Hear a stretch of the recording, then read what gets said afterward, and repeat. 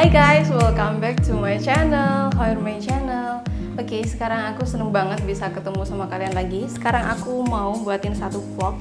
Ini adalah satu sharing dari aku buat teman-teman semua. Jadi banyak banget yang tanyain ke aku, karena dulu aku pernah belajar di satu institusi di Malaysia. Ini adalah tempat aku belajar selama di Malaysia.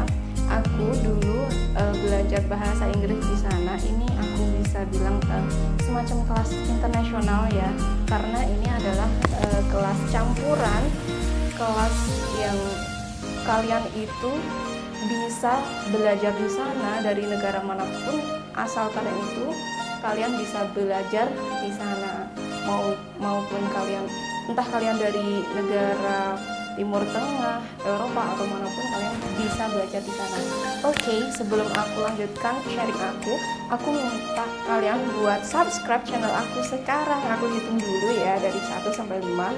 1, 2, 3, 4, 5. Thank you everyone. Oke, sebelumnya jangan lupa juga follow Instagram aku di sini. Nanti kalian bisa DM aku untuk for information, atau kalian bisa suggest aku untuk vlog selanjutnya kira-kira bikin apa ya. Kalian bisa suggest ke aku lewat DM aku ya. Oke, sekarang aku udah rangkumin beberapa pertanyaan yang umum banget ditanyain ke orang ke aku. Biasanya kalau aku itu orang baru itu, orang yang baru kenal aku, orang awam yang baru tahu kalau aku pernah belajar di sana, biasanya ada beberapa pertanyaan yang umum banget mereka tanyain ke aku. Oke, first question adalah berapa total biaya belajar di sana? Well, actually aku belajar di sana adalah selama 2 tahun. 2 tahun kurang sedikit ya teman-teman. Aku belajar di sana menghabiskan biaya untuk 2 tahun ya, sebesar 3.700 ringgit Malaysia. Ini adalah senilai dengan 13 juta rupiah. Mahal banget nggak sih?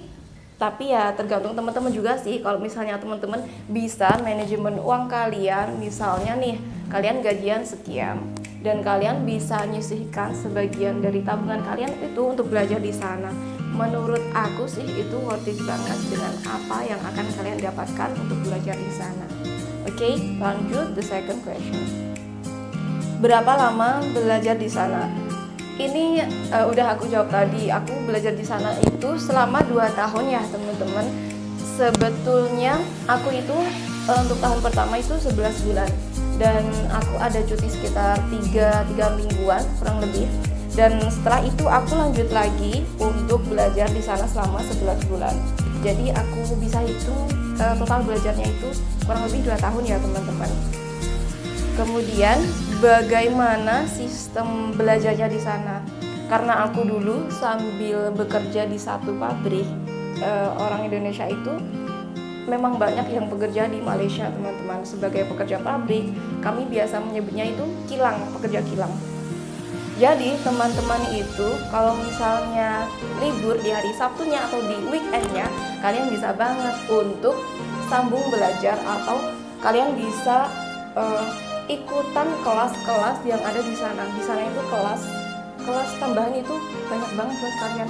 Jadi kalian bisa banget pilih kelas apa yang kalian mau ikutin.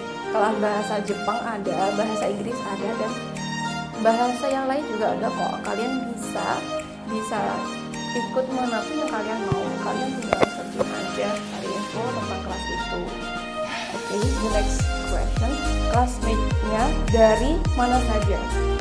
Selama aku belajar di sana, kebetulan kelas aku itu, institusi aku di sana itu baru banget buka, dan aku adalah murid yang termasuk murid kelas awal. Jadi setelah itu baru banyak banget murid-murid dari negara lain yang ikutan masuk, dan aku itu kebetulan di sana sudah dari kelas awalnya sejak bulan ketiga atau keempat setelah institusi itu baru buka di bandar aku.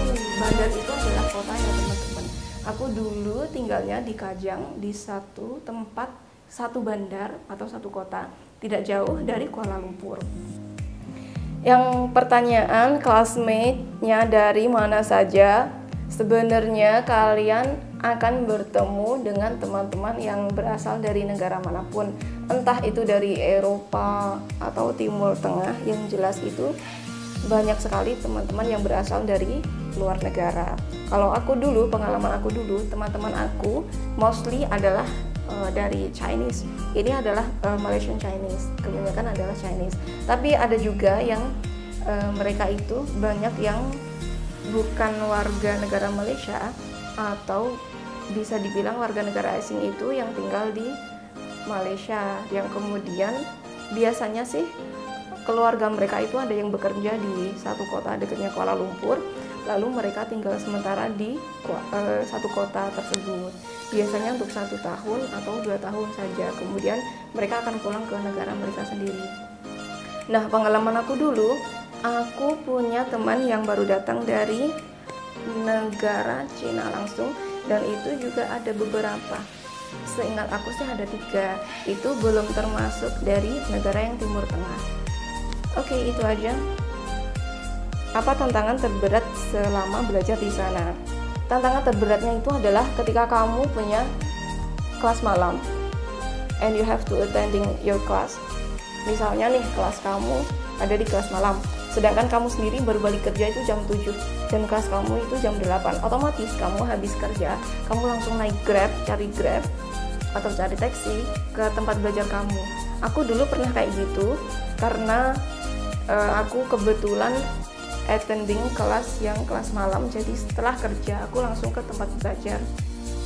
Atau bisa pulang dulu, tapi itu akan buru-buru banget buat kalian karena tempat belajarnya dan tempat kilang atau tempat asrama itu kan punya jarak yang nggak dekat, dan waktu-waktu pulang kerja kayak gitu itu masih jam banget, macet banget di jalanan. Jadi lebih baik dari tempat kerja langsung ke tempat belajar.